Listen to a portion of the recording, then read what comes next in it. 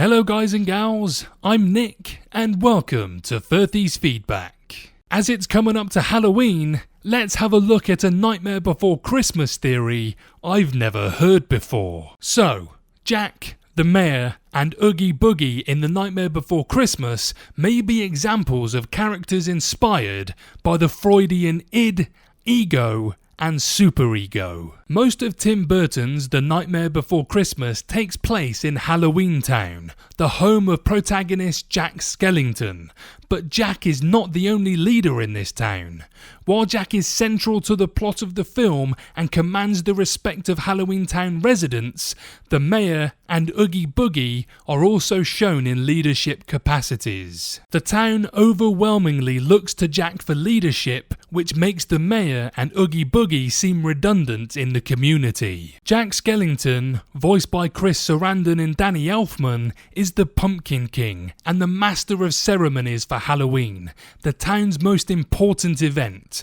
The Mayor appears to be an administrator, meeting with Jack for event planning and making announcements to the community, using his two faces to express how well or poorly he believes things are going for the town. Oogie Boogie mostly lurks in his lair during The Nightmare Before Christmas, having nothing to do with the day-to-day running of Halloween Town, and instead using his shadow and his minions to cause chaos for his amusement. One theory that might explain the presence of these three leaders in The Nightmare Before Christmas is that they are intended to map onto the Freudian trio of id, ego, and superego. The Freudian trio is often used in character design for movies and literature, and groups of three in stories can often be categorized this way.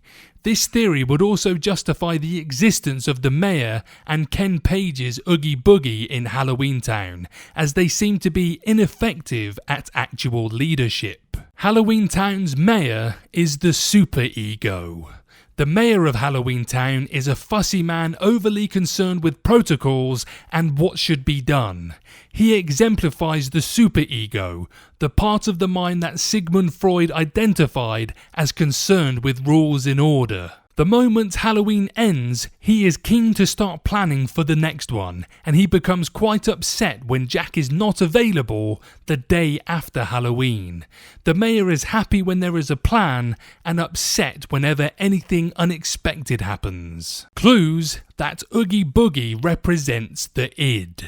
Oogie Boogie, or the Boogeyman, is composed of a mass of insects contained in a body of burlap. He is driven by his baser desires, as seen when he is easily distracted by the disembodied leg of future Pumpkin Queen, Sally. Oogie Boogie's lair has a casino theme, he openly admits to love gambling and taking risks, and he cheats when he's losing. All of these details and more match well with the idea that he represents the id, or emotional and instinctual desires. He is akin to a mob boss for Halloween Town, acting outside the law and according to his own whims. Jack represents the ego of Halloween Town. The third member of the Freudian trio, the ego, mediates between the id and the superego. The ego finds ways of meeting or curbing the id's desires within the bounds of social conventions. This is Jack's role in the iconic Halloween movie. We see that Jack works closely with the Mayor in planning Halloween, presumably taking the Mayor's input on what is needed and using those guidelines to make concrete plans. He also tries to keep Oogie Boogie out of the goings-on in Halloween Town because he is concerned that Oogie Boogie will cause problems with his sadistic and self-centered desires. Jack's centrality as the ego explains why he is the true leader of Halloween Town and the protagonist of The Nightmare Before Christmas. The ego is also called the I, and is considered closest to the conscious mind.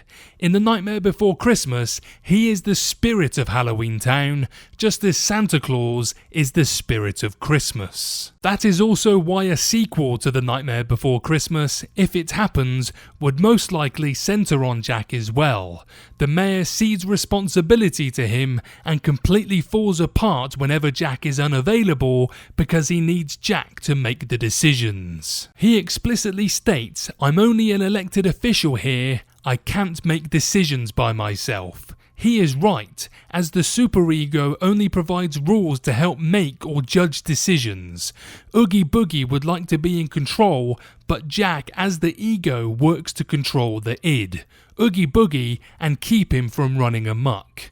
Oogie Boogie fears Jack because he knows that Jack ultimately has the power between them. While Freud is largely discredited as a psychologist today, his theories remain influential in storytelling. This film in Tim Burton's Dark Christmas trilogy may be one of many influenced by the Freudian trio in terms of character design. Without this framing, the existence of a mayor who is unable to lead and the continued tolerance for Oogie Boogie in The Nightmare Before Christmas do not make sense. That's a lot to take in, but what do you guys think of this theory? Let me know below.